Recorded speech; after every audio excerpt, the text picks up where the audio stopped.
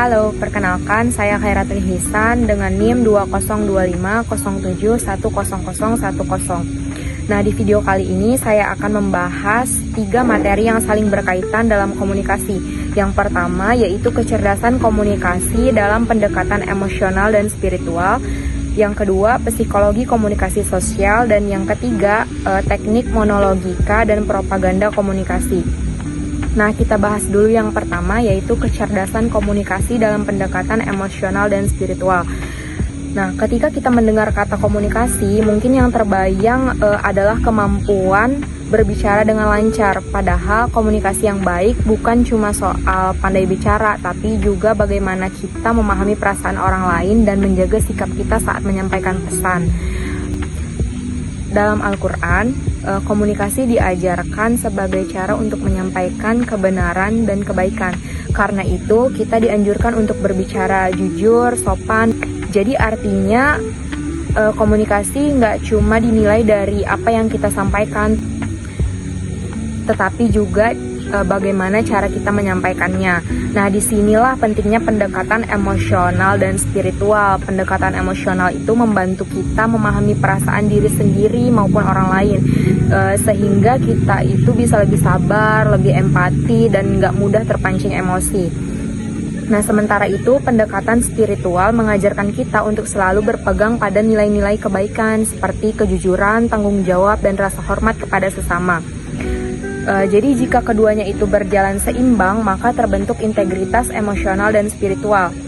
Jadi hal ini tuh sangat penting, terutama di era digital seperti sekarang, di mana komunikasi itu berlangsung dengan cepat. Dengan memiliki integritas, kita bisa lebih bijak menggunakan media sosial dan lebih berhati-hati dalam menyampaikan maupun menerima informasi. Oke, kita lanjut ke materi yang kedua, yaitu psikologi komunikasi sosial. Nah, pernah nggak kita itu menyampaikan sesuatu dengan maksud tertentu, tapi ternyata orang lain tuh memahaminya dengan cara yang berbeda. Nah, hal ini dipelajari dalam psikologi komunikasi sosial. Jadi materi ini tuh membahas bagaimana pikiran, perasaan, dan perilaku seseorang dapat mempengaruhi proses komunikasi. Setiap orang tuh memiliki pengalaman dan latar belakang yang berbeda. Jadi cara mereka memahami suatu pesan juga bisa berbeda gitu. Karena itu dalam berkomunikasi kita juga perlu memahami siapa lawan bicara kita. Dengan memahami karakter dan kondisi orang lain, pesan yang kita sampaikan akan lebih mudah diterima dan risiko terjadinya kesalahpahaman pun bisa berkurang, seperti itu. Kemudian kita masuk ke materi yang ketiga, yaitu tentang teknik monologika dan propaganda komunikasi. Nah, di sini monologika itu adalah teknik komunikasi yang dilakukan oleh satu orang kepada orang banyak, kepada banyak orang. Nah, misalnya saat presentasi, saat pidato, ataupun ceramah. Nah, dalam teknik ini kemampuan menyampaikan pesan dengan jelas dan menarik sangat diperlukan agar audiens tetap fokus dan memahami isi pembahasan. Jadi selain monologika ada juga propaganda komunikasi. Nah, propaganda di sini merupakan cara untuk mempengaruhi opini atau cara berpikir seseorang melalui pesan-pesan tertentu. Nah, teknik ini tuh sering digunakan dalam berbagai bidang, misalnya seperti politik, iklan, ataupun media massa. Nah, oleh karena itu kita perlu memiliki kemampuan berpikir kritis.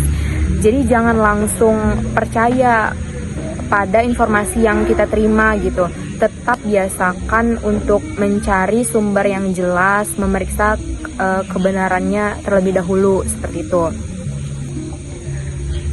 Nah, kemudian sebagai penutup, ketiga materi ini tuh mengajarkan kita bahwa komunikasi bukan hanya tentang bicara, tapi komunikasi juga membutuhkan kemampuan memahami emosi, memahami kondisi sosial, dan memahami cara menyampaikan pesan dengan tepat. Dengan bekal tersebut, kita dapat menjadi komunikator yang lebih baik, lebih bijak, dan bertanggung jawab dalam kehidupan sehari-hari. Demikian pemaparan materi dari saya. Semoga dapat dipahami. Wassalamualaikum warahmatullahi wabarakatuh.